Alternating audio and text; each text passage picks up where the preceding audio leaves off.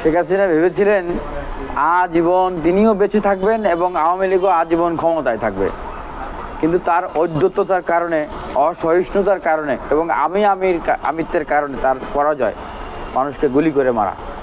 এখন দেখলাম যে তার সন্তান বলছেন সেই ইউএসএ থেকে যে আমার মা তো পদত্যাগ করে নাই, এবং ইন্ডিয়ান অনেক চ্যানেলগুলোতে দেখানো হচ্ছে যে ইসলামিস্টরা বা মৌলবাদীরা শেখ হাসিনাকে তাড়িয়ে দিয়েছে, মানে তাদের গায়ে জ্বালা। এই যে অভ্যুত্থান, শিক্ষার্থীরা যে দেশ রাষ্ট্র পরিবর্তন করতে চাচ্ছে, আওয়ামী লীগকে তাড়িয়ে দিয়েছে, এটি তারা মেনে নিতে পারছেন না।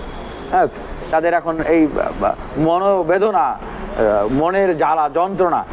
সেই জায়গা থেকে বলবো যে আপনারা মানুষের সাথে যদি প্রাসঙ্গিক হতে পারেন তাহলে আপনারা এই বাংলাদেশে রাজনীতি করতে পারবেন, কিন্তু জোর খাটিয়ে আপনারা এই বাংলাদেশে কোনোদিন রাজনীতি করতে পারবেন না। ওই যে বলে না যে বাদশাহ ফকির হইলেও বাদশাহী নজর যায় না, আর ফকির বাদশাহ হইলে ফকিরের নিয়ে নজর যায় না। তো তারা তো এতদিন মানুষের উপর যেভাবে দমন পীড়ন করেছে, এবং শেখ হাসিনা নিজে যেভাবে মনে করে যে এই দেশটা তার বাবা স্বাধীন করেছে, পুরো দেশটা তার ওই চিন্তার জায়গাটা এখনো পরিবর্তন হচ্ছে না। মানে তাদেরকে যে মানুষ বিতাড়িত করেছে এই দেশ থেকে, তারা যে বিতাড়িত হয়েছে, তারপরেও তাদের চিন্তার কোনো পরিবর্তন নাই যে না আমরা আসতেছি, আমরা আবার রাজনীতি করব। হ্যাঁ, এই দেশে জোর করেই তারা রাজনীতি করতেছে, এইটা আরও হিতে বিপরীত হবে। হ্যাঁ, আমি এটি বলবো যে আপনারা যদি কোনো সুযোগে, কোনো কাকতালীয় ঘটনার ভিতর দিয়ে আপনারা কোনো কিছু করে যদি মানুষের সাথে প্রাসঙ্গিক হইতে পারেন, তাহলে চিন্তা করে দেখতে পারেন, ক্ষমা চাইয়ে, মাপ চাইয়ে, হ্যাঁ সেটা দেখতে পারেন। আর আমি আরেকটি কথা বলবো যে এই শেখ হাসিনা কি আওয়ামী লীগের ভগবান নাকি, আল্লাহ খোদা নাকি?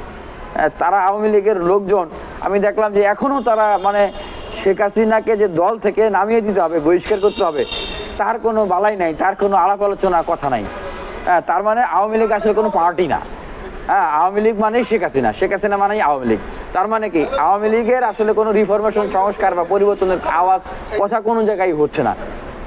সুতরাং বাস্তবতা এইটাই যে এই আওয়ামী লীগ বাংলার মাটিতে চিরতরে কবর হয়ে গেছে, শেখ হাসিনার বাংলার মাটিতে চিরতরে কবর হয়ে গেছে। আওয়ামী লীগ আর শেখ হাসিনার ভিতর দিয়ে বাংলার মাটিতে কোনোদিন ফিরবে না, ফেরা সম্ভব নয়। আওয়ামী লীগকে আমরা দাবি জানিয়েছি 15ই আগস্ট যেরকম রাষ্ট্রীয় শোক বন্ধ হয়ে গেছে, আওয়ামী লীগকে আইন করে এই বাংলার মাটিতে নিষিদ্ধ করা হবে। আমি বললাম ইতিমধ্যে যে যারা নিরস্ত্র, শান্তিপূর্ণ, কোমলমতি শিক্ষার্থীদের বুকে গুলি চালাতে পারে, তারা কিভাবে ভাবে যে তারা আবার ক্ষমতায় আসবে? একজন দুইজন নয়, শত শত এবং হাজার ছাড়িয়ে গেছে, তারা গুলি করেছেন, মানুষকে মেরেছেন। তাদের এই বাংলাদেশের রাজনীতিতে ফেরার সুযোগ নাই বলে আমি মনে করি যে আন্তর্জাতিক তদন্তের মাধ্যমে যারা এই খুন, হত্যা, নির্দেশদাতা, সকল কিছুর সাথে জড়িত, দুর্নীতির সাথে জড়িত, তাদের প্রত্যেককেই শাস্তির আওতায় আনতে হবে। শেখ হাসিনাকে ফাঁসি দিতে হবে, ওবায়দুল কাদেরকে ফাঁসি দিতে হবে।